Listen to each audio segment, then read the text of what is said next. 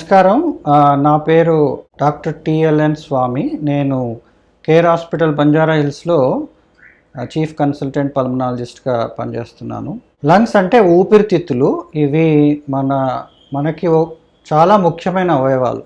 మనం సర్వైవ్ అవ్వాలంటే మనకి ఆక్సిజన్ అవసరం. ఆక్సిజన్ లేకుండా బ్రతకలేం. సో ఆక్సిజన్ ఎక్కడి నుంచి వస్తుంది అంటే మనం ఊపిరితిత్తుల ద్వారా దాన్ని మన బాడీలోకి పంపిస్తాం అనమాట. అంటే ఊపిరితిత్తులు గాలిలోంచి ఆక్సిజన్ని మన రక్తంలోకి అందిస్తాయి.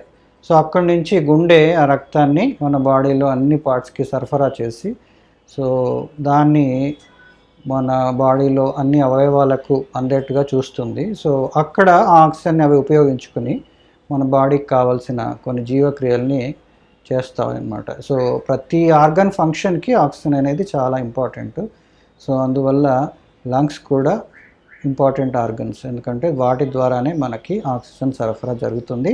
అదే కాకుండా ఆక్సిజన్ వాడిన తర్వాత బాడీలో కార్బన్ డైఆక్సైడ్ రిలీజ్ అవుతుంది.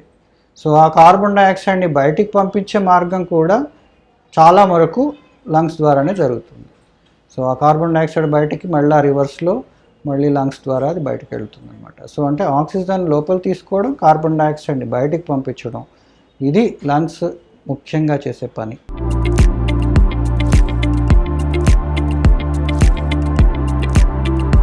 ఊపిరితిత్తులు ఎందుకంటే అవి ప్రాపర్గా పనిచేయాలంటే వాటి కెపాసిటీ మెయింటైన్ అవుతూ ఉండాలి. మనిషిలో ప్రతి ఆర్గన్కి లాగానే వయసు పెరుగుతున్న కొద్దీ వాటి పనితనం తగ్గుతుంది. వాటి ఎఫిషియన్సీ అనేది తగ్గడం కామన్, ప్రతి ఆర్గన్కి అది జరుగుతుంది. ఓవర్ పీరియడ్ ఆఫ్ టైం అవి అలా మెల్లిగా తగ్గిపోయి దట్స్ వెన్ మనకి ఫైనల్గా డెత్ అనేది జరుగుతుంది. సో ఆ ప్రాసెస్ని మనం వీలైనంత వరకు డిలే చేయడం, ఆ ఎఫిషియన్సీని ఎక్కువ కాలం పాటు మెయింటైన్ చేయడం అనేది ఇంపార్టెంట్. సో దాన్నే మనం ఆరోగ్యంగా ఉండడం అంటే అదే. బేసికల్లీ మన బాడీ ఎఫిషియన్సీని, బాడీ ఆర్గన్ ఫంక్షన్స్ని ప్రాపర్గా మెయింటైన్ చేస్తూ ఎక్కువ కాలం సర్వైవ్ అవ్వడానికి చేసే ప్రయత్నం మన ఆరోగ్యాన్ని మెయింటైన్ చేసుకోవడం. సో దానికి సంబంధించి ఊపిరితిత్తులకు సంబంధించినంత వరకు మన బాడీకి అయితే ఎట్లా వ్యాయామం ద్వారా మనం దాన్ని ఫిట్గా ఉంచుతామో, లంగ్స్ని కూడా ఫిట్గా ఉంచడానికి కొన్ని రకాల వ్యాయామాలు కొంతవరకు హెల్ప్ చేస్తాయి. సో అది మామూలుగా మనం చేసే యాక్టివిటీ కొంచెం హెక్టిక్ యాక్టివిటీ, కొంచెం కష్టపడే పని అనుకోండి. అట్లాంటప్పుడు ఆటోమేటిక్గా వాటికి తగిన వ్యాయామం దొరికిపోతుంది. ఇప్పుడు ఫర్ ఎగ్జాంపుల్ హార్డ్ వర్కర్స్ ఉంటారు, రైతులు, పొలం పనులు చేసుకునేవాళ్ళు, లేకపోతే లేబర్ వర్క్ చేసుకునేవాళ్ళు. సో వాళ్ళకి కష్టం ఎక్కువగా ఉంటుంది కనుక ఆటోమేటిక్గా ఊపిరితిత్తులకు కావాల్సిన పని దొరికిపోతుంది. సో దాంతో వాళ్ళు ఫిట్గా ఉండగలుగుతారు. అట్లాగే ఎవరైతే ఇప్పుడు కొంచెం సాఫ్ట్ జాబ్స్లో ఉన్నవాళ్ళు, వైట్ కాలర్ జాబ్స్లో ఉండేవాళ్ళు, వీళ్ళల్లో అంత లంగ్స్కి తగినంత పని దొరకదు. సో అట్లాంటప్పుడు అవి ఫిట్గా ఉంచడానికి మనం ఎక్స్ట్రా ఎఫర్ట్ పెట్టాలి. సో దానికి తగ్గట్టుగా వాటికి సంబంధించిన కొన్ని ప్రత్యేకమైన వ్యాయామాలు చేయాల్సిన అవసరం రావచ్చు. అది ప్రాణాయామం లాంటి వ్యాయామాలు కావచ్చు, లేదంటే బ్రీదింగ్ ఎక్సర్సైజెస్, కొన్ని రకాల బ్రీదింగ్ ఎక్సర్సైజ్ చేయడం ద్వారా లంగ్స్ పనితనాన్ని మనం మెయింటైన్ చేయొచ్చు, దాని ఎఫిషియన్సీని మెయింటైన్ చేయొచ్చు. అట్లాగే వాటి స్ట్రెంగ్త్ని, కెపాసిటీని కూడా ఇంకా పెంచడానికి అవకాశం ఉంటుంది. సో అది అట్లీస్ట్ ఎవరికైతే సెడెంటరీ లైఫ్ స్టైల్ ఉంటుందో అట్లాంటి వాళ్ళలో అది చాలా ముఖ్యం, ఇంపార్టెంట్. దాంతోపాటు మన జనరల్ కండిషన్ ఆఫ్ ద బాడీని కూడా మనం ప్రాపర్గా మెయింటైన్ చేయాలి, దాని ఫిట్నెస్ని మెయింటైన్ చేయాలి. సో దానికి regular body exercises, simple walking కావచ్చు, జాగింగ్ కావచ్చు, సో అట్లాంటి ఎక్సర్సైజ్, లేదంటే sports activities. So what ever it is, ప్రతి యాక్టివిటీలో మనకి ఆక్సిజన్ కన్జంప్షన్ అనేది అవసరం. ఏ యాక్టివిటీలో ఎక్కువ ఆక్సిజన్ తీసుకోవాల్సి వస్తుందో అక్కడ లంగ్స్ ఎక్కువ పనిచేస్తాయి. సో దాంతో కొంచెం లంగ్స్ ఫిట్నెస్ అనేది డెవలప్ అవుతుంది.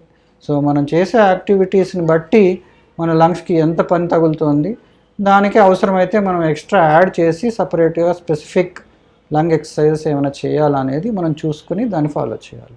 లంగ్స్కి సంబంధించినంత వరకు ఇన్ఫెక్షన్ల నుంచి తీసుకోవాల్సిన జాగ్రత్తలు మనం వాటికి వీలైనంత వరకు ఎక్స్పోజ్ అవ్వకుండా ఉండడం.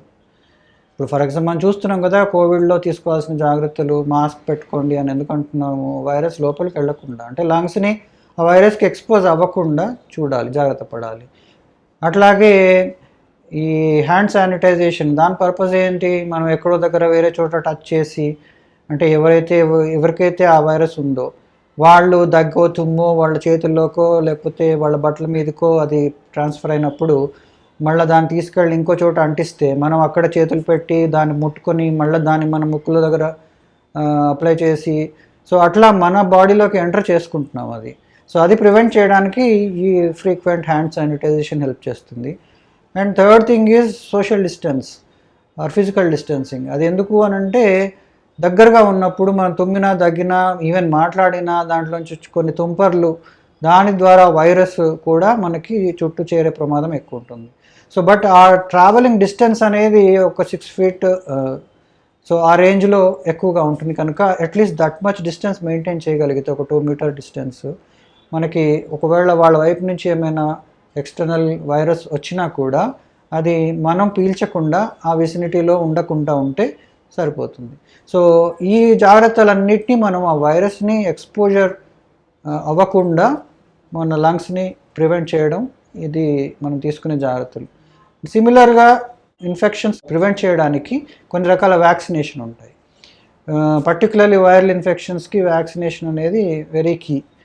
సో అది ఫ్లూ కావచ్చు, కోవిడ్ కావచ్చు, దానికి సంబంధించిన వ్యాక్సిన్స్ తీసుకోవడం ద్వారా, అంటే మనం ఎక్స్పోజ్ అయిన తర్వాత అది బాడీలోకి ఎంటర్ అయినా కూడా మనం ఆల్రెడీ వ్యాక్సినేటెడ్ ఉంటే మన బాడీలో దానికి సంబంధించిన యాంటీబాడీస్ అనేటివి డెవలప్ అయ్యి ఉంటాయి కనుక సో వెంటనే దాన్ని ఎదుర్కొని అక్కడిదక్కడే దాన్ని కంట్రోల్ చేయడానికి అవకాశాలు ఉంటాయన్నమాట. సో వ్యాక్సినేషన్ పర్పస్ అది. సో వ్యాక్సినేషన్ అనేది కూడా ఒక రకంగా ప్రివెంటివ్ మెజర్. అండ్ అది కాకుండా వేరే రకమైన లంగ్ ప్రాబ్లమ్స్ని ప్రివెంట్ చేయడానికి తీసుకోవాల్సిన జాగ్రత్తలు, కోర్స్ ఆస్తమా అలర్జీ ఉన్న వాళ్ళలో, అలర్జిక్ బ్రాంకైటిస్ ఉన్న వాళ్ళలో మనం ఏ రకమైన అలర్జన్ వల్ల మనకి ప్రాబ్లం అవుతుంది అనేది గమనించగలిగితే, సో ఫర్ ఎగ్జాంపుల్ దుమ్ము ఎక్స్పోజ్ అవ్వడం వల్ల మనకి బాగా ప్రాబ్లం వస్తుంది, వెంటనే ఆయాసం వస్తుంది అనుకుంటే ఆ దుమ్ము ఎంతవరకు మనం దాన్ని ఎక్స్పోజ్ అవ్వకుండా ప్రివెంట్ చేయగలమో చూసుకోవాలి. అది కొన్ని వీలైనంత వరకు దానికి సంబంధించిన మాస్క్లు యూజ్ చేయడమా, లేదంటే మన ఇంట్లో కూడా దుమ్ము ఎన్విరాన్మెంట్ ఉండకుండా మేనేజ్ చేసుకోవడమా, అట్లాంటి జాగ్రత్తలు తీసుకోవాలి. సిమిలర్లీ పొల్యూషన్ ఎక్స్పోజర్, దాన్ని మనం ఎంతవరకు తగ్గించగలము అనేది దానికి సంబంధించిన జాగ్రత్తలు తీసుకోవాలి. స్మోకింగ్ ఎక్స్పోజరు, అది ప్యాసివ్ స్మోకింగ్ వల్ల కూడా కొంతమందికి ఇబ్బంది అవుతుంది. సో వీలైనంత వరకు ఆ స్మోక్ని ఎక్స్పోజర్ అవాయిడ్ చేయడం లాంటి జాగ్రత్తలు తీసుకోవాలి. ఫైనల్గా ఈవెన్ లంగ్స్ ఫిట్నెస్ మెయింటైన్ చేసుకోవడం ఇంపార్టెంట్. అంటే అది ఏ రకమైన ఎక్స్పోజర్ వల్లనైనా, ఇన్ఫెక్షన్ అయినా, నాన్ ఇన్ఫెక్షస్ కాజెస్ అయినా, ఎప్పుడైతే మనం బాడీ మనకి తెలియకుండా కొన్నిసార్లు ఎక్స్పోజ్ అయినప్పుడు కూడా దాన్ని మనం ఎదుర్కోవడానికి మన లంగ్స్ ప్రిపేర్డ్గా ఉన్నాయా అనేది మనం దాన్ని ఆ రకంగా మనము దాన్ని మెయింటైన్ చేయగలిగితే అప్పుడు కూడా దానివల్ల వచ్చే ఇబ్బందిని మనం మ్యాక్సిమం రెడ్యూస్ చేయొచ్చు.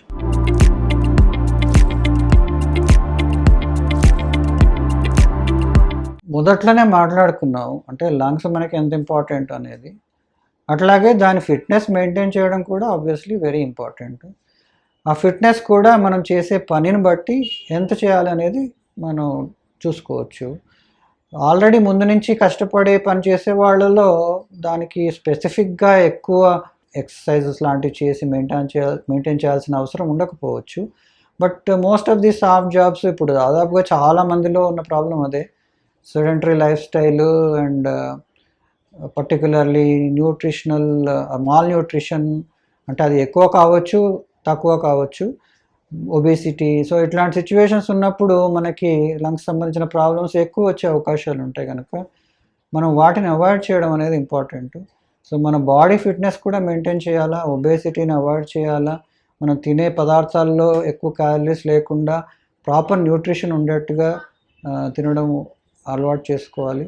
At the same time specific lung fitness కూడా మనం గమనిస్తూ ఉండాలి. అది స్పోర్ట్స్ యాక్టివిటీస్లో ఆటోమేటిక్గా లంగ్ ఫిట్నెస్ అనేది మనం స్పెసిఫిక్గా చేసే అవసరం లేదు. వేరాజ్ సింపుల్ వాకింగ్ అండ్ జాగింగ్ చేయడం వల్ల లంగ్స్కి కూడా చాలా మటుకు ఎక్సర్సైజ్ బాగా అవుతుంది. దాంతోపాటు యోగా ప్రాణాయామం చేయడం వల్ల కూడా లంగ్స్ మనం ఫిట్నెస్ కొంచెం పెంచడానికి అవకాశం ఉంటుంది. ఇవేవి చేయలేని వాళ్ళు, పర్టికులర్లీ కొన్ని కండిషన్స్తో సఫర్ అవుతున్న వాళ్ళు ఆల్రెడీ, అంటే సిఓపిడి ఉందనుకోండి, అంటే స్మోకింగ్ వల్ల లంగ్స్ ఆల్రెడీ డ్యామేజ్ అయ్యి వాళ్ళు ఎక్సర్సైజ్ చేసే పరిస్థితి ఉండదు. సో అట్లాంటప్పుడు కూడా కూర్చుని చేసే బ్రీతింగ్ ఎక్సర్సైజెస్ కొన్ని ఉంటాయి. అవి చేయడం ద్వారా వాళ్ళు లంగ్ ఫిట్నెస్ని మెయింటైన్ చేసుకోవచ్చు ఆర్ కెపాసిటీని ఇంప్రూవ్ చేసుకోవచ్చు. ఇన్సెంటివ్ స్పైరోమెట్రీ అంటారు. సో మనం జనరల్గా ఆపరేషన్స్ ముందు కూడా అవి చేయిస్తారు. అట్లాగే ఎవరికైతే ఈ లాంగ్ టర్మ్ లంగ్ ప్రాబ్లమ్స్ ఉన్నాయో వాళ్ళలో కూడా అవి అడ్వైస్ చేస్తారు. సో దట్ అవి మనం డీప్ బ్రీదింగ్ చేయడం ద్వారా కొన్ని రకాల డివైజెస్ తోటి మనం ఆ లంగ్స్ని ఎక్కువ కొంచెం పని చేయించి దాన్ని స్ట్రెంగ్త్ ఇంప్రూవ్ చేయడానికి చేసే ప్రయత్నం అది. సో ఈ రకమైన జాగ్రత్తలు తీసుకొని మనం లంగ్స్ని వీలైనంత వరకు ఇట్లాంటి ప్రాబ్లమ్స్ నుంచి ప్రివెంట్ చేయడానికి అవకాశం ఉంది. జనరల్ అండి, లంగ్స్కి స్పెసిఫిక్గా హెల్ప్ చేసే ఫుడ్స్ అంటూ ఏమీ లేవు, స్పెసిఫిక్గా హార్మ్ చేసే ఫుడ్స్ కూడా ఏమి ఉండవు. But at the same time మనం చేసే జనరల్గా ఏ ఫుడ్ తీసుకున్నా కూడా దాని న్యూట్రిషన్ ప్రాపర్గా ఉండడం అనేది ఇంపార్టెంట్. సో న్యూట్రిషనల్ వాల్యూ ఉన్న ఫుడ్ తీసుకోవాలి. క్యాలరీస్ వీలైనంత వరకు తక్కువగా ఉండి proper protein and of course to required extent fat component కూడా ఉండేట్టుగా మనం ఫుడ్ ఉండే జాగ్రత్త తీసుకోవాలి. ప్లస్ యాంటీ ఆక్సిడెంట్స్ ఉండే ఫుడ్ స్టఫ్ ఇన్ జనరల్ ఇమ్యూనిటీని ఇంప్రూవ్ చేయడానికి హెల్ప్ చేస్తుంది. అవి fruits like stuff, green vegetables, so ఇవన్నీ మనకి, అండ్ అఫ్ కోర్స్ కొన్ని రకాల నట్స్, సో అవి కూడా మన ఇమ్యూనిటీని సపోర్ట్ చేస్తాయి. సో బాడీ ఇన్ జనరల్ ఇమ్యూనిటీని ఇంప్రూవ్ చేయడానికి తీసుకునే ఫుడ్ దాన్ని ఆటోమేటిక్గా లంగ్స్కి కూడా హెల్ప్ చేస్తుంది.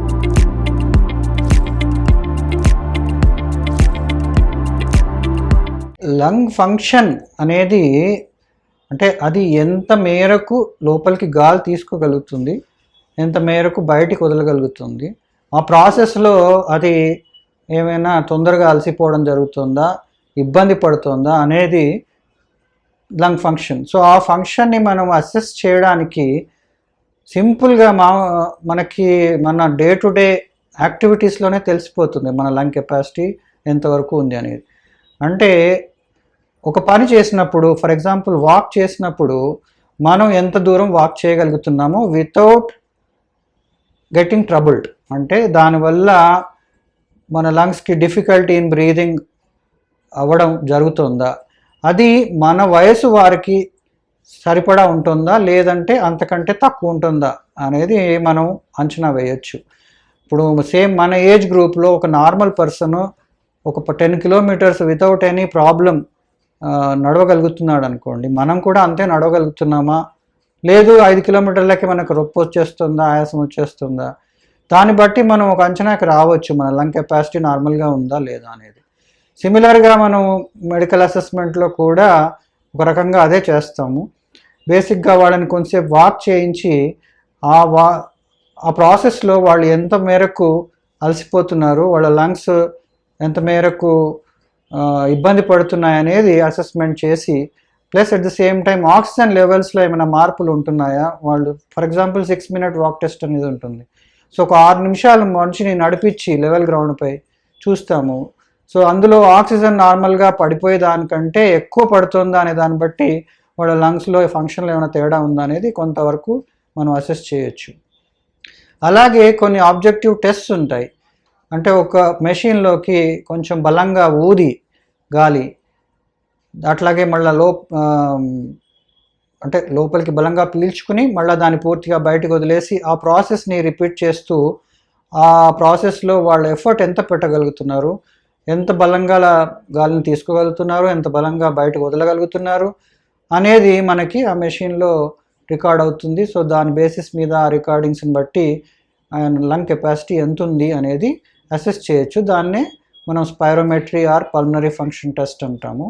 దాంట్లోనే ఇంకా కొన్ని అట్లాంటి సిమిలర్ టెస్ట్స్ ఉంటాయి, అంటే ఆక్సిజన్ లెవెల్స్ మెజర్ చేసే టెస్ట్స్. సో దానివల్ల కూడా లంగ్స్ ఎఫిషియెంట్గా ఆక్సిజన్ని అందించగలుగుతున్నాయా బాడీకి అనేది తెలుస్తుంది. సో ఈ రకంగా కొన్ని బేసిక్ టెస్ట్ ద్వారా కూడా మనం లంగ్ ఫంక్షన్ని అసెస్ చేయొచ్చు.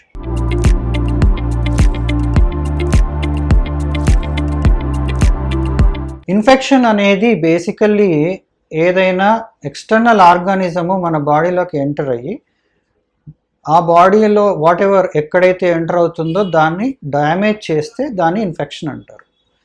సో దానికి అంటే ఒక అదర్ ఆర్గానిజం మన లోపలికి ఎంటర్ అవ్వాలి.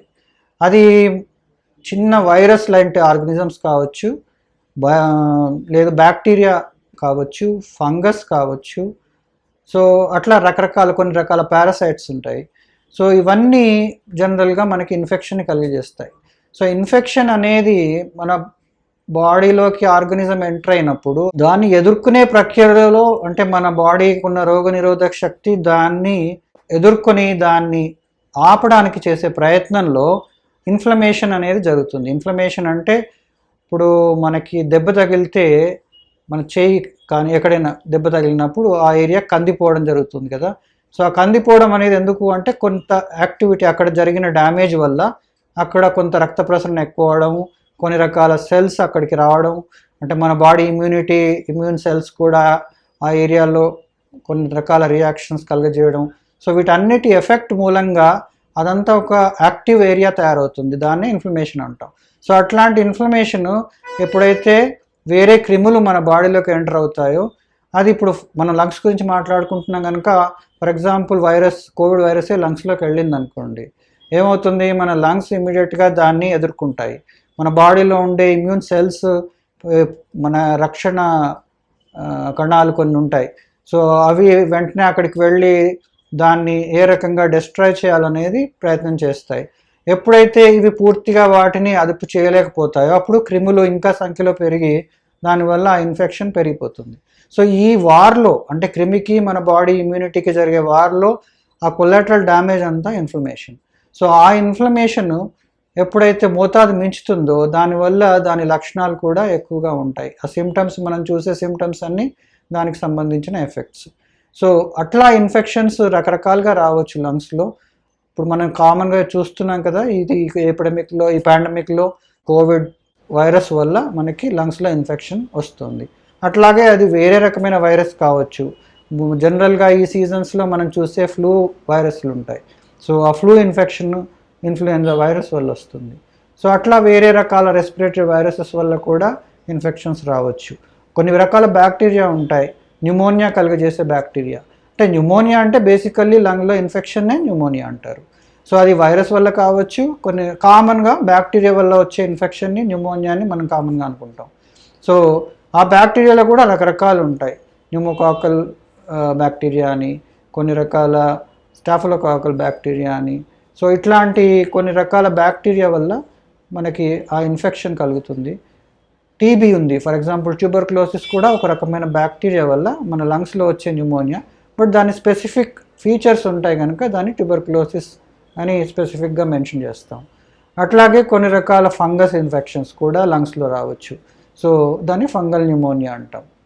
కొన్ని రకాల పారాసైట్స్, కొన్ని వామ్స్ కూడా మనం లంగ్స్లో ఇన్ఫెస్ట్ చేయొచ్చు. సో ఇట్లా రకరకాల ఆర్గానిజమ్స్ మన లంగ్స్లోకి ఎంటర్ అయ్యి దానివల్ల కొంత డ్యామేజ్ చేసి, ఆ ఒక్కొక్క ఇన్ఫెక్షన్కి సంబంధించి దాని ఫీచర్స్ కొంచెం డిఫరెంట్గా ఉండొచ్చు, లక్షణాలు వేరువేరుగా ఉండొచ్చు, దాని డ్యూరేషన్ ఆఫ్ ఇల్నెస్ డిఫరెంట్గా ఉంటుంది, రెస్పాన్స్ టు ట్రీట్మెంట్ ఒక్కోదానికి ఒక్కోలాగా ఉంటుంది, సివియరిటీ డిఫరెంట్ టైప్స్ ఆఫ్ ఇన్ఫెక్షన్స్లో డిఫరెంట్గా ఉంటాయి.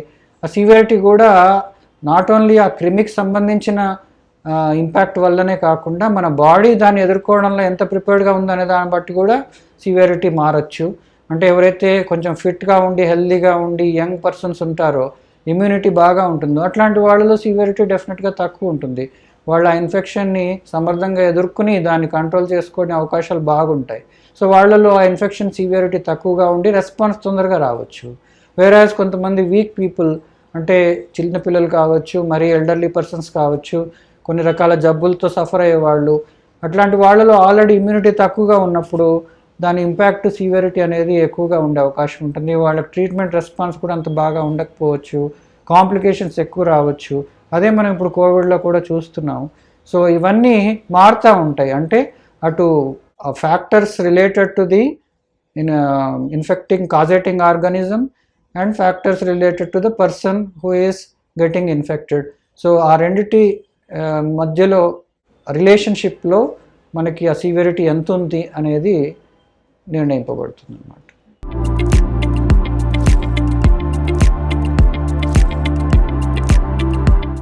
ఏ ఇన్ఫెక్షన్ ఎక్కడ ఇన్వాల్వ్ అయింది అనే దాన్ని బట్టి దానికి సంబంధించిన కొన్ని లక్షణాలు బయటపడతాయి. ఇప్పుడు లంగ్స్లో ఇన్ఫెక్షన్ ఉన్నప్పుడు ఆబ్వియస్లీ లంగ్ చేసే పనిలో తేడా వస్తుంది కనుక దానికి సంబంధించిన లక్షణాలు, కొన్ని స్పెసిఫిక్ లక్షణాలు బయటపడవచ్చు. అవి ఏంటి? దగ్గు, అంటే లంగ్స్లో ఎప్పుడైనా ఇన్ఫెక్షన్ వచ్చినప్పుడు ఇమీడియట్గా దానికి సంబంధించి దగ్గు వచ్చే అవకాశం ఉంటుంది.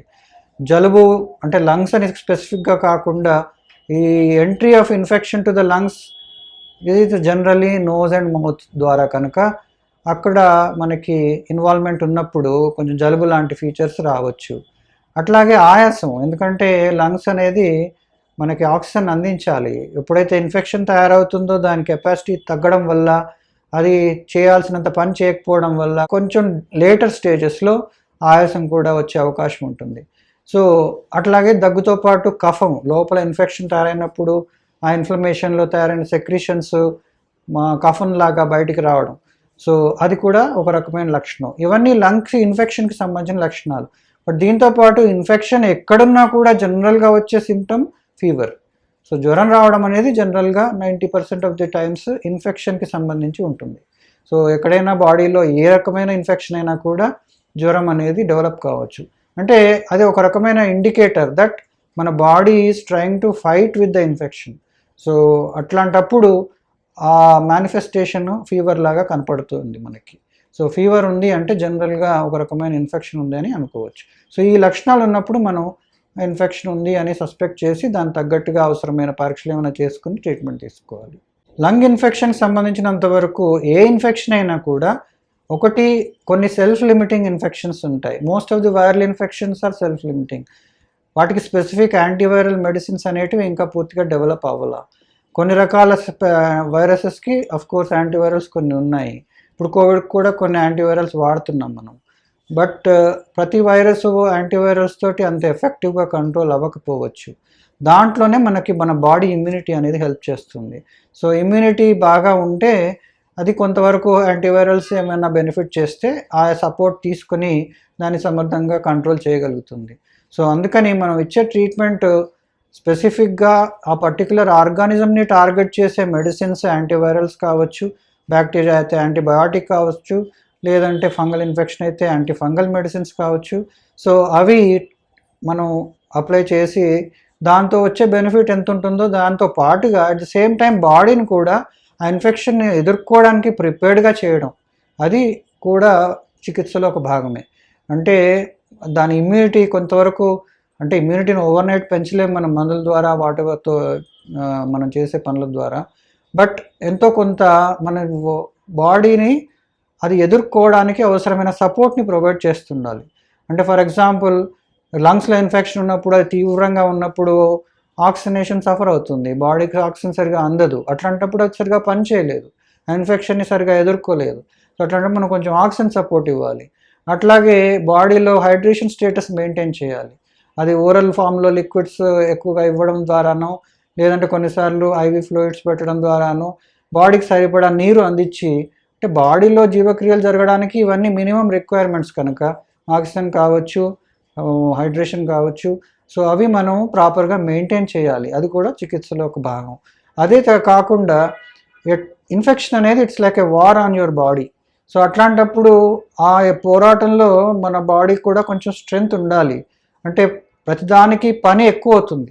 ఇప్పుడు లంగ్స్ చేయాల్సిన పని కంటే ఎక్కువ చేయాలి. ఇప్పుడు వార్ వచ్చినప్పుడు ఆ కైండ్ ఆఫ్ స్ట్రెస్ ఎదుర్కోగలగాలి. సో అన్ని ఆర్గన్స్ స్ట్రెస్లో ఉంటాయి. సో అవి ఎంతవరకు ఎఫిషియెంట్గా పని చేయగలుగుతాయి అనేది ఇంపార్టెంట్. సో మనం ఆ ఎఫిషియన్సీని మెయింటైన్ చేయడానికి అవసరమైన సపోర్టివ్ ట్రీట్మెంట్ కూడా ప్రొవైడ్ చేయాలి. అది కొన్ని రకాల వైటమిన్స్ రూపంలో కావచ్చు, కొన్ని రకాల బేసిక్ ప్రొవిజన్స్, అంటే in the form of nutrition, in the form of hydration, in the form of oxygen. And also అదే కాకుండా ఈ కొన్ని అడిషనల్ సపోర్టివ్ మెడికేషన్ ట్రీట్మెంట్స్, వాటి ఫంక్షన్ని మెయింటైన్ చేయడానికి ఇవ్వాల్సిన కొన్ని రకాల మందులు అవి మనం ప్రొవైడ్ చేసి మన బాడీని ఆ యుద్ధానికి సన్నద్ధం చేయడం, అది కూడా చికిత్సలో ఇంపార్టెంట్ ఫ్యాక్టర్.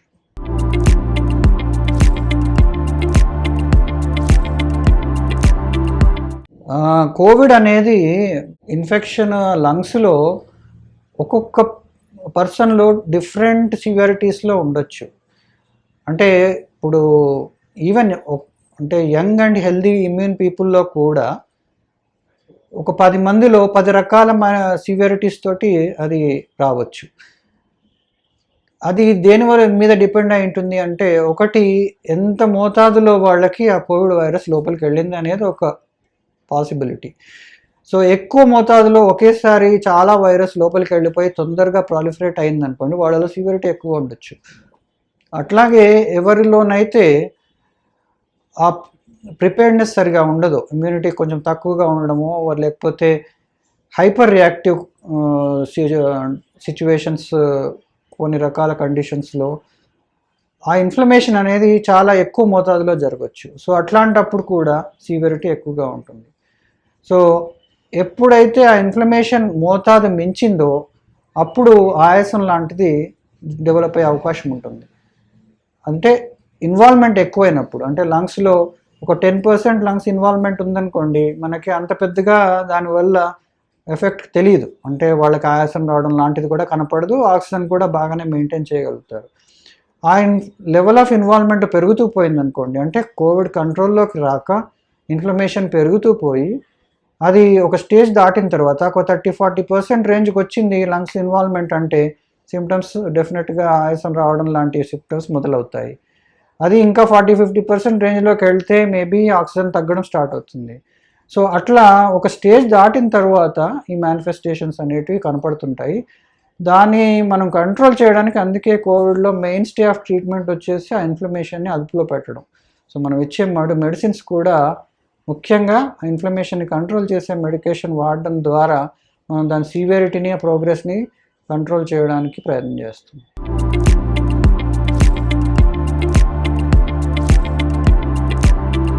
ఇన్ఫెక్షన్ వల్ల ఒకటి శ్వాసలో ఇబ్బంది జరగవచ్చు. అది ఇన్ఫెక్షన్ పర్టికులర్లీ ఎక్కువ ఇన్వాల్వ్మెంట్ ఉన్నప్పుడు. వేరాజ్ లంగ్లో వేరే రకాల జబ్బుల ద్వారా కూడా మనకి దాని ఫంక్షన్లో తేడా రావడం వల్ల ఆయాసం రావడం అనేది కనపడుతుంది. సో కామన్గా మనం ఆస్తమా వింటుంటాం. ఆస్తమా అనేది ఒక రకమైన హైపర్ సెన్సిటివిటీ రియాక్షన్.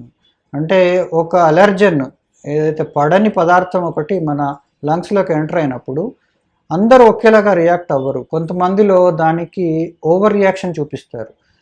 అది అంటే వాళ్ళ బాడీ అట్లా ఓవర్గా రియాక్ట్ అవుతుంది. అది వాళ్ళ జెనెటికల్ టెండెన్సీ వల్ల, కొన్ని రకాల ఇంటర్నల్ ఫ్యాక్టర్స్ వల్ల కొంతమందిలో అట్లాంటి హైపర్ సెన్సిటివిటీ అనేది ఉంటుందన్నమాట. సో అట్లాంటి వాళ్ళలో అంటే ఒక పర్సన్లోకి దుమ్ము లోపలికి వెళ్ళింది అనుకోండి, వాళ్ళకి దానివల్ల అసలు ఏమి తేడా కనపడదు. వెరాజ్ అదే ఈ అలర్జిక్ టెండెన్సీ ఉన్న వాళ్ళలో ఏమైనా అట్లాంటి exposure to some external factor, allergen జరిగిందనుకోండి, సో అట్లాంటప్పుడు వాళ్ళ లంగ్స్ దాన్ని కొంచెం అతిగా రియాక్ట్ అవ్వడం వల్ల అగైన్ అక్కడ కూడా ఒక kind of inflammatory process start అయ్యి దానివల్ల మన వాయునాళాలు కన్స్ట్రిక్ట్ అయిపోయి, అంటే కుచించుకుపోయి, దాంట్లో నుంచి ఎయిర్ ఫ్లో సరిగా అవ్వకపోవడం వల్ల మనకి ఆయాసం అనేది డెవలప్ అవుతుంది. దాంట్లోనే ఆ పిల్లి కూతలు లాంటివి వస్తాయి. సో ఇదంతా వాయునాళాలు బాగా కుచించుకుపోవడం వల్ల. ఎందుకు కుచించుకుపోతున్నాయంటే it's like an allergic reaction. ఏదైనా పడని పదార్థానికి ఎక్స్పోజ్ అయినప్పుడు ఆ బాడీ అట్లా రియాక్ట్ అయ్యి దానివల్ల వాయునాళాలు కుచించుకుని పోయి లోపలికి సరిగా గాలి వెళ్ళక, ఆ లోపలికి వెళ్ళిన గాలి సరిగా బయటికి రాక ఆస్తమా అనేది కనపడుతుంది. సో అది ఒక రకమైన కామన్ కండిషన్ మనం చూస్తుంటాం, పర్టికులర్లీ చిన్నపిల్లల్లో. తర్వాత కొన్నిసార్లు ఈవెన్ పెద్ద వయసులో అది కంటిన్యూ అయినప్పుడు ఇదంతా కనపడుతుంది. సో ఇది ఒక ముఖ్యమైన కండిషన్ ఆయాసానికి సంబంధించినంత వరకు. అలాగే కొన్ని రకాల పరిస్థితుల్లో వాయునాళాలు పర్మనెంట్గా కుచించుకుపోతాయి. ఎవరికి అంటే జనరల్గా స్మోకింగ్ లాంటి వాళ్ళలో, ఆర్ ఎక్సెసివ్ పొల్యూషన్, లేదంటే కొన్ని రకాల ఇండస్ట్రియల్ పొల్యూటెంట్స్ ఎక్స్పోజర్ ఎక్కువగా, అంటే కోల్ మైనర్స్ ఉంటారు అనుకోండి, వాళ్ళకి కోల్ ఎక్స్పోజర్ ఎక్కువగా ఉంటుంది. సో ఇట్లాంటి కొన్ని పర్టికులర్ కండిషన్స్లో excessive exposure to some obnoxious materials, so smoke, pollution, ఇట్లాంటి వాటి వల్ల అలా వాయునాళాలు అనేటివి చాలా పర్మనెంట్గా కుచించుకుపోతాయి. At the same time lung లోపల టిష్యూస్ కూడా డ్యామేజ్ అవుతాయి. సో అదే అయినప్పుడు కూడా లంగ్ కెపాసిటీ తగ్గిపోతుంది. వాళ్ళలో కూడా ఆయాసం అనేది ఒక కామన్ మేనిఫెస్టేషన్. సో అది కాకుండా కొన్ని రకాల నాన్ పల్మనరీ కండిషన్స్లో కూడా ఆయాసం రావచ్చు. అంటే లంగ్స్కి డైరెక్ట్ ఇన్వాల్వ్మెంట్ లేకున్నా కూడా, ఫర్ ఎగ్జాంపుల్ కొన్ని హార్ట్ ప్రాబ్లమ్స్లో, సో హార్ట్ ఫెయిల్యూర్ ఉందనుకోండి, ఎప్పుడైతే హార్ట్ చేయాల్సిన పని ప్రాపర్గా చేయలేకపోవడం వల్ల, అది ప్రాపర్గా రక్తాన్ని డెలివరీ చేయలేకపోవడం వల్ల, అంటే రక్తం సరిగా డెలివరీ అవ్వకపోతే ఆక్సిజన్ సరిగా డెలివరీ అవ్వదు. అట్లాంటప్పుడు ఆటోమేటిక్గా body wants more oxygen. So దానికి సంబంధించిన సిగ్నల్స్ మళ్ళీ వస్తాయి హార్ట్కి, అట్లాగే లంగ్స్కి కూడా. మాకు ఆక్సిజన్ సరిగా అందట్లేదు, లంగ్స్కి అంటే ఇంకా ఎక్కువ పనిచేసి ఇంకెక్కువ ఆక్సిజన్ పంపించండి అనే సిగ్నల్స్ వస్తాయి కనుక లంగ్స్ స్టార్ట్ వర్కింగ్ మోర్. అట్లాంటప్పుడు ఆయాసం అనేది మనం గమనిస్తాం. సో అట్లా కొన్ని రకాల అదర్ ఆర్గన్ డిస్ఫంక్షన్స్ వల్ల కూడా ఆయాసం అనేది రావచ్చు.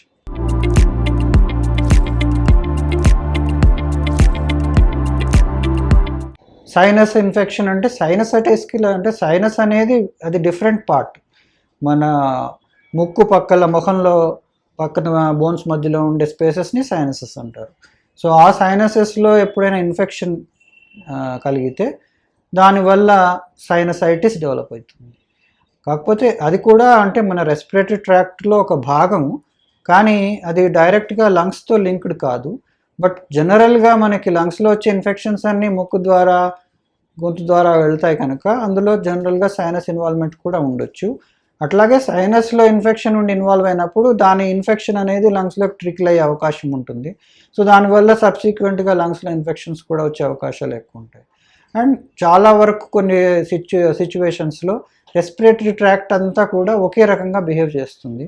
సో చాలా రకాల ఇన్ఫెక్షన్స్లో ఎప్పుడైతే లంగ్స్లో ఇన్వాల్వ్మెంట్ ఉంటుందో ఆటోమేటిక్గా ఈ అప్పర్ రెస్పిరేటరీ ట్రాక్ట్ సైనసెస్లో కూడా ఇన్వాల్వ్మెంట్ ఉండడానికి అవకాశాలు ఎక్కువ ఉంటాయి. సో అందుకని అవన్నీ మనం కలిసి చూస్తుంటాం. సైనసైటిస్, లంగ్ ఇన్ఫెక్షన్ ఇవన్నీ కూడా ఒకేసారి కనపడే అవకాశాలు ఉంటాయి. ఎప్పుడైతే మనకి సూట్ అవ్వని ఫ్యాక్టర్స్, కొన్ని రకాల పదార్థాలు, వాటిని అలర్జెన్స్ అనొచ్చు, ఆ అలర్జెన్స్ ఎప్పుడైతే ఎక్స్పోజ్ అవుతుందో body, allergens particularly sinuses expose అయినప్పుడు ఆ సైనసెస్లో డెవలప్ అయ్యే ఇన్ఫ్లమేషన్ని అలర్జిక్ సైనసైటిస్ అంటాం. సో అంటే దాంట్లో ఎక్కువగా సైనసెస్ బాగా స్వెల్ అంటే లోపల మ్యూకోజల్ స్వెల్లింగ్ రావడం, సెక్రీషన్స్ ఎక్కువ అవడము, అవన్నీ బయటకు ట్రికిల్ అయ్యి గొంతులోకి జారడం, దానివల్ల దగ్గు రావడం, సో ఆ సెక్రీషన్స్ బయటికి మనం కఫంలాగా పంపించడం, సో అండ్ ముక్కు దిబ్బడలాగా ఉండడం, ముఖంలో చీక్స్ మీద పెయిన్ మేనిఫెస్ట్ అవ్వడం, సో ఇవన్నీ సైనసైటికి సంబంధించిన లక్షణాలు. సో అది ఇన్ఫెక్షన్ వల్ల వచ్చిందా, అలర్జీ వల్ల వచ్చిందా అనే దాన్ని బట్టి దాని ట్రీట్మెంట్ కూడా మనం డిఫరెంట్గా డీల్ చేయాల్సి ఉంటుంది.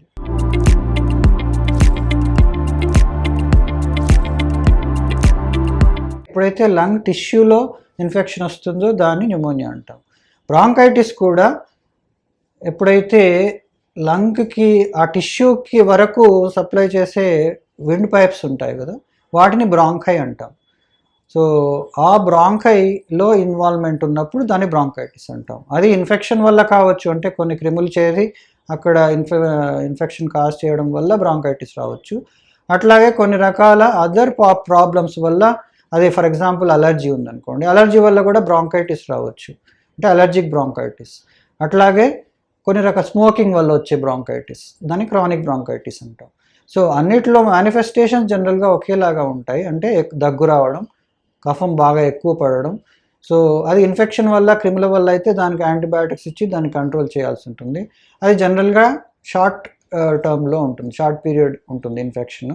1 week or 2 weeks మనం అది ఇన్ఫెక్షన్ని కంట్రోల్ చేసేంత వరకు, అది కంట్రోల్ అయిన తర్వాత పూర్తిగా నయమైపోవచ్చు. అదే అలర్జిక్ బ్రాంకైటిస్ అనుకోండి, సో ఒక రకంగా అలర్జిక్ బ్రాంకైటిస్ అంటే నథింగ్ బట్ ఆస్మా. సో అట్లాంటి వాళ్ళలో కూడా మనం వచ్చే మందుల ద్వారా దాన్ని కంట్రోల్ చేయడానికి అవకాశం ఉంటుంది.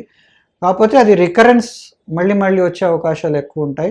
సో మనం దానికి సంబంధించి మళ్ళీ రికవర్ అవ్వకుండా కొన్ని రకాల మందులు వాడాల్సిన అవసరం ఉండొచ్చు. అండ్ క్రానిక్ బ్రాంకైటిస్ అంటే ఈ స్మోకింగ్ కావచ్చు, అదర్ పొల్యూటెంట్స్ కావచ్చు. సో వాటి ఎక్స్పోజర్ వల్ల లాంగ్ టర్మ్ చేంజెస్ ఏవైతే డెవలప్ అవుతుంటాయో ఆ బ్రాంకైలో ఆర్ విండ్ పైప్స్లో, దాన్ని క్రానిక్ బ్రాంకైటిస్ అంటాం. సో దానికి సంబంధించి కూడా బేసిక్ ట్రీట్మెంట్ అంతా ఆ ఇన్ఫ్లమేషన్ని కంట్రోల్ చేసి, దాని సివియరిటీని తగ్గించి, దానివల్ల వచ్చే సిమ్టమ్స్ని కంట్రోల్ చేసి మేనేజ్ చేయడం దానికి బేసిక్ ట్రీట్మెంట్. అట్లాగే ప్రివెన్షన్ ఆఫ్ దట్ ఎక్స్పోజర్, అంటే రిపీటెడ్ ఎక్స్పోజర్, అది స్మోక్ కావచ్చు, ఇంకో రకమైన పొల్యూటెంట్ కావచ్చు.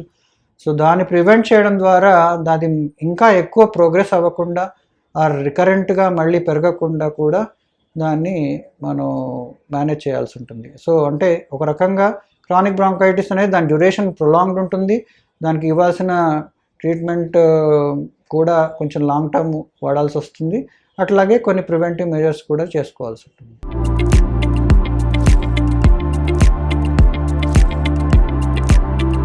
టీబీ ట్యూబర్క్యులోసిస్ అంటారు, క్షయవ్యాధి. సో ఇది ఎంతో కాలం నుంచి ఉందండి. అది ఆల్మోస్ట్ ఈజిప్షియన్ మమ్మీస్లో కూడా టీబీ ఉన్నట్టుగా ఆధారాలు ఉన్నాయి. సో ఇది చాలా ఏళ్లుగా ఉన్న జబ్బు. అది ఈ క్రిముల వల్ల వస్తుంది, బ్యాక్టీరియా వల్ల, మైకోబాక్టీరియం ట్యూబర్క్యులోసిస్. అట్లా అందులో కొన్ని రకాల స్పెషీస్ ఉంటాయి. సో ఈ బ్యాక్టీరియా అనేది అంటే లంగ్స్లో ఎవరికైతే ఆ బ్యాక్టీరియా చేరి దానివల్ల లంగ్స్లో డ్యామేజ్ కలుగజేస్తుందో వాళ్ళు దగ్గినప్పుడు వాళ్ళ తుంపర్ల ద్వారా, లేదంటే వాళ్ళు దగ్గినప్పుడు వచ్చే కఫంలో కూడా అది బ్యాక్టీరియా బయటపడి, సో దాన్ని ఎవరైనా చుట్టూ ఉన్న వాళ్ళు పీల్చినప్పుడు వాళ్ళ లోపలికి ఎంటర్ అవ్వడం వల్ల ఆ ట్యూబర్క్యులోసిస్ అనేది వేరే వాళ్ళకి వ్యాపించే అవకాశం ఉంటుంది. సో వాళ్ళలో కూడా టీబీకి సంబంధించిన లక్షణాలు మొదలవుతాయి. కాకపోతే ఎవరికైతే ఇమ్యూనిటీ బాగుండి లంగ్ ఫిట్గా ఉండి కొంచెం వాళ్ళ హెల్త్ స్టేటస్ బాగుంటుందో అట్లాంటి వాళ్ళలో మన బాడీ ఇమ్యూనిటీ దాన్ని కంట్రోల్ చేయగలదు. సో అంటే బ్యాక్టీరియా లోపలికి వెళ్ళినంత మాత్రాన టీబీ ఇన్ఫెక్షన్ రావాలని లేదు, అంటే ఆ జబ్బు డెవలప్ అవ్వాలని లేదు. సో బ్యాక్టీరియాని మన ఇమ్యూనిటీ దాన్ని కంట్రోల్ చేయగలిగితే అది ఆ స్టేజ్లోనే ఆగిపోతుంది. దానివల్ల ఆ జబ్బు, దాని లక్షణాలు, దాని తీవ్రత ఎక్కువగా ఉండకపోవచ్చు. సో అది ఎవరిలో ఎంత తీవ్రంగా ఉంటుంది, ఎవరిలో దానివల్ల మరణానికి దారితీస్తుంది అనేది ఆ ఇంపాక్ట్ని బట్టి ఉంటుంది, వాళ్ళ హెల్త్ స్టేటస్ని బట్టి ఉంటుంది, వాళ్ళ ఇమ్యూన్ స్టేటస్ని బట్టి ఉంటుంది. అండ్ అట్లాగే వాళ్ళు తీసుకునే ట్రీట్మెంట్ కూడా. ఒకప్పుడు టీబీకి ట్రీట్మెంట్ పెద్దగా లేదు. సో అందుకని వాళ్ళు ఎవరికైతే టీబీ వచ్చిందో వాళ్ళు దాన్ని మేనేజ్ చేయలేకపోవడం వల్ల కూడా చాలా మరణాలు సంభవించాయి. కాకపోతే మనకి ఈ లాస్ట్ 40-50 ఇయర్స్లో దానికి సంబంధించిన మందులు చాలా బాగా డెవలప్ అయ్యి మనకి ఇప్పుడు ట్యూబర్క్యులోసిస్ అంటే it is still a very much curable disease. So దాని గురించి అంతగా వరి అవ్వాల్సిన పరిస్థితులు లేవు. బట్ స్టిల్ మందులు సరిగా వాడకపోతే, దాని వీలైనంత తొందరగా గుర్తించి మందులు సరిగా వాడకపోతే అది ప్రమాదానికి దారితీయొచ్చు, ఇంకా డెత్ జరిగే అవకాశాలు ఉంటాయి. అలాగే ట్యూబర్క్యులోసిస్లో ఒక ఇంపార్టెంట్ థింగ్ ఏంటంటే ఈ టీబీ అనేది మనం అనుకున్నాం అంటే లంగ్స్లో రకమైన ఇన్ఫెక్షను, అది ఒకళ్ళ ద్వారా ఇంకోళ్ళకి వ్యాపిస్తుంది అని.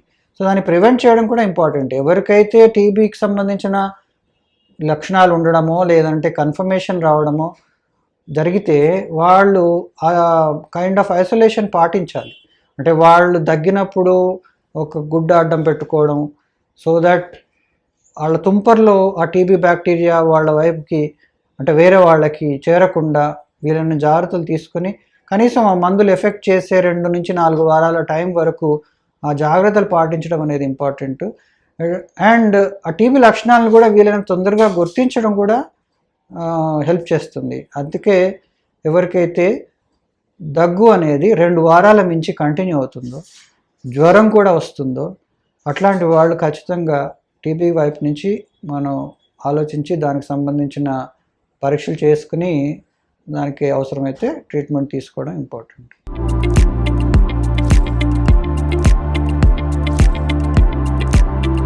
లంగ్స్లో నీరు చేరడం అనేది రకరకాల కారణాల వల్ల ఉండొచ్చు. మనం డైరెక్ట్గా లంగ్ ఫ్యాక్టర్స్ చూసుకుంటే కొన్ని రకాల infections, for example tuberculosis infection వల్ల కూడా లంగ్స్లో నీరు చేరే అవకాశం ఉంటుంది. ఆర్ కొన్ని రకాల అదర్ ఇన్ఫెక్షన్స్లో లంగ్స్లో నీరు చేరొచ్చు. సో దాన్ని యాంటీబయాటిక్స్ ద్వారా జనరల్గా ట్రీట్ చేస్తారు. అండ్ ఆ నీరు బయటికి తీయడం ద్వారా మనం అది ఏ రకమైన ప్రాబ్లం అనేది ఐడెంటిఫై చేసి దానికి ట్రీట్మెంట్ తీస్తే దాన్ని తగ్గించుకోవచ్చు. కొన్ని రకాల ఇప్పుడు ఫర్ ఎగ్జాంపుల్ క్యాన్సర్స్ ఉంటాయి. ఆ క్యాన్సర్స్లో కూడా లంగ్స్లో నీరు చేరే అవకాశం ఉంటుంది. లంగ్ క్యాన్సర్ కావచ్చు, అట్లాగే ఆ లంగ్ చుట్టూ ఉండే లేయర్స్కి సంబంధించిన క్యాన్సర్స్ కావచ్చు. సో వాటికి కూడా ఆ నీరు బయటికి తీసి దాన్ని టెస్ట్ చేయడం ద్వారా వాటిని ఎస్టాబ్లిష్ చేసి దానికి సంబంధించిన ట్రీట్మెంట్స్ తీసుకోవాల్సి ఉంటుంది. మూడో కారణము లంగ్స్ కాకుండా వేరే ఆర్గన్స్ డిస్ఫంక్షన్ వల్ల కూడా లంగ్స్లో నీరు చేరవచ్చు. అంటే మనం ఇంతకుముందు మాట్లాడుకున్నాం, హార్ట్లో ఉన్న ప్రాబ్లం వల్ల కూడా కొన్ని లంగ్ మేనిఫెస్టేషన్స్ వస్తాయి, కిడ్నీలో ప్రాబ్లమ్స్ ఉన్నా కూడా లంగ్ మేనిఫెస్టేషన్స్ వస్తాయి. సో ఎప్పుడైతే హార్ట్ ఫెయిల్యూర్ కావచ్చు, కిడ్నీ ఫెయిల్యూర్ కావచ్చు, ఆ సంబంధించిన ప్రాబ్లమ్స్ ఉన్నప్పుడు ఆ కారణాల వల్ల కూడా లంగ్స్లో వాటర్ చేరే అవకాశం ఉంటుంది. వీటన్నిటినీ మనం మెయిన్గా వాటర్ బయటకు తీయగలిగితే దాన్ని లక్షణాలు ఎట్లా ఉన్నాయనే దాన్ని బట్టి అది ఏ రకమైన కారణం అనేది ఐడెంటిఫై చేసి దానికి తగ్గట్టుగా ట్రీట్మెంట్ చేసే అవకాశం ఉంటుంది.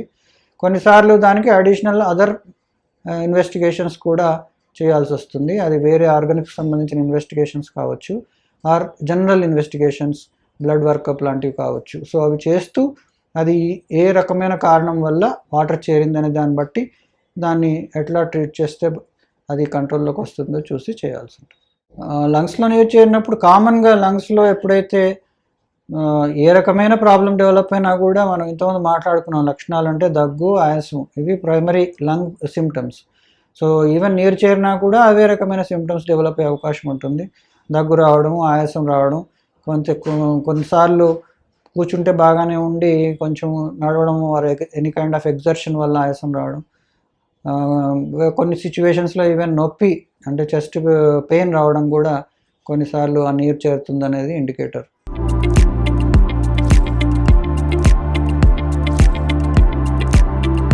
క్యాన్సర్ అనేది బాడీలో ఏదైనా ఆర్గన్లో ఎక్కడైనా క్యాన్సర్లు రావచ్చు. అది ఒక రకమైన కణాలు ఒక కంట్రోల్ లేకుండా పెరిగిపోవడం క్యాన్సర్ కణితి అంటే జనరల్గా ఆ కణాల పెరుగుదల అనేది కంట్రోల్ దాటిపోయి ఇర్రెగ్యులర్గా బిహేవ్ చేయడము, స్ప్రెడ్ అవ్వడం బాడీ అంతటా. సో అవి క్యాన్సర్కి సంబంధించిన మెయిన్ ఫీచర్స్. సో అది లంగ్ టిష్యూలో కూడా కావచ్చు. సో అట్లా జరిగినప్పుడు ఆ పర్టిక్యులర్ ఏరియాలో ఆ ట్యూమర్ లాంటివి డెవలప్ అవుతాయి. సో అది ఒక్కో చోట ఉండకుండా డిస్టెంట్ ప్లేసెస్లో బాడీకి స్ప్రెడ్ అయ్యే అవకాశాలు ఉంటాయి. జనరల్గా లంగ్స్లో వచ్చే క్యాన్సర్స్లో మనకి కారణాలు చూసుకుంటే కనుక స్మోకింగ్ అనేది మేజర్ ఫ్యాక్టర్ లంగ్ క్యాన్సర్కి సంబంధించినంత వరకు. అంటే దాదాపు మామూలు వాళ్ళకంటే ఒక 20 times రిస్క్ ఎక్కువ ఉంటుంది స్మోకింగ్ చేసే వాళ్ళలో. అంటే జనరల్గా కూడా కొంతమందిలో లంగ్ క్యాన్సర్ రావచ్చు నార్మల్ పాపులేషన్లో. సో 100కి ఒకళ్ళకి వచ్చిందనుకోండి లంగ్ క్యాన్సర్, అదే స్మోక్ చేసేవాళ్ళు 100 మందిని తీసుకుంటే అందులో 20 మందికి ఉండొచ్చు. సో అది డిఫరెన్స్ అనమాట. అంటే స్మోకింగ్ వల్ల లంగ్ క్యాన్సర్ వచ్చే రిస్క్ ఎక్కువ అవుతుంది. అట్లాగే వేరే కొన్ని రకాల ఎక్స్పోజర్స్, కొన్ని రేడియేషన్ ఎక్స్పోజర్ కావచ్చు, పొల్యూషన్ ఎక్స్పోజర్ కావచ్చు, కొన్ని ఇండస్ట్రియల్ ఎగ్జాస్ట్ ఎక్స్పోజర్ కావచ్చు. సో అట్లా కొన్నిసార్లు జెనెటిక్ ఫ్యాక్టర్స్ ఉండొచ్చు. కొంతమందిలో ఆ టెండెన్సీ క్యాన్సర్ డెవలప్ అయ్యే టెండెన్సీ ఎక్కువ ఉంటుంది. ఫ్యామిలీలో క్యాన్సర్ ఉంటే వీళ్ళకి కూడా కొంచెం వచ్చే అవకాశాలు ఎక్కువ ఉండొచ్చు. సో అది క్యాన్సర్ ఒకసారి వచ్చిన తర్వాత ఇంకా దాన్ని ఐడెంటిఫై చేయడానికి కొన్ని రకాల పరీక్షలు, స్కాన్స్ చేసి అవసరమైతే వాటిలో నుంచి బయాప్సీ చేసి అది ఏ రకమైన క్యాన్సర్లో కూడా మళ్ళీ రకరకాలు ఉంటాయి. లంగ్ క్యాన్సర్లో కూడా మళ్ళీ టైప్స్ ఉంటాయి. సో కొన్ని రకాల క్యాన్సర్స్లో కొన్ని రకాల మందులు కొంచెం చాలా వరకు హెల్ప్ చేయొచ్చు. కొన్ని రకాల క్యాన్సర్స్లో మనం ఎంత ట్రీట్మెంట్ ఇచ్చినా కూడా దాని ఎఫెక్ట్ పెద్దగా ఉండకపోవచ్చు. బట్ పరిస్థితి మారుతుంది. ఒకప్పుడు క్యాన్సర్కి అసలు ట్రీట్మెంట్ అనేది ఆల్మోస్ట్ ఏమీ లేదు. బట్ ఇప్పుడు మనకి కావాల్సిన కొన్ని మందులు తయారవుతున్నాయి, కొన్ని కొత్త మందులు వస్తున్నాయి. సో దాంతో క్యాన్సర్ని తొందరగా నిర్ధారించగలిగితే దాన్ని కంట్రోల్ చేసి ఈవెన్ కొన్నిసార్లు క్యూర్ చేయడానికి కూడా అవకాశాలు ఉండొచ్చు. పర్టికులర్లీ సర్జికల్ ఆప్షన్స్ అంటే ఎప్పుడైతే అది ఫస్ట్ స్టేజ్లోనే పికప్ చేయగలిగితే కనుక ఆ పర్టికులర్ పోర్షన్ని మనం సర్జరీ ద్వారా తీసేయడం ద్వారా క్యాన్సర్ని కంప్లీట్గా మనం క్యూర్ చేసే అవకాశాలు కూడా ఉంటాయి. లంగ్ క్యాన్సర్స్లో అంటే ప్రైమరీలీ 4 రకాల క్యాన్సర్స్ ఉంటాయండి. Squamous cell carcinoma, small cell carcinoma, adenocarcinoma and large cell అని ఈ 4 రకాల మెయిన్ టైప్స్. సో దాంట్లో కొన్ని మళ్ళీ సబ్ టైప్స్ ఉంటాయి ప్రతి క్యాన్సర్లో కూడా. ఆ నామిన్క్లేచర్ కూడా కొంచెం మారుతూ ఉంటుంది. But what ever it is, కొన్ని పర్టికులర్ వెరైటీస్ ఆఫ్ క్యాన్సర్స్ కొన్ని పర్టికులర్ ట్రీట్మెంట్స్కి రెస్పాన్స్ బాగా ఉంటుందన్నమాట. స్మాల్ సెల్ కార్సినోమా అంటే కొన్ని మందుల ద్వారా, కీమోథెరపీ ద్వారా బాగా కంట్రోల్ చేసే అవకాశం ఉంటుంది. సో అట్లాగే కొన్ని రకాల క్యాన్సర్స్లో radiation can be more useful. కొన్ని రకాల క్యాన్సర్లో కొన్ని రకాల మందులు, ఇప్పుడు వచ్చే మందులు కొంతవరకు హెల్ప్ చేస్తాయి. సో అలా టైపింగ్ అనేది మన ట్రీట్మెంట్కి ఇంపార్టెంట్. సో అది ఏ రకమైన ట్రీట్మెంట్ చేయడం ద్వారా దాన్ని బాగా అదుపులో పెట్టగలం అనేది మనం టైప్ చేయడం ద్వారా దాన్ని కనుక్కోవచ్చు.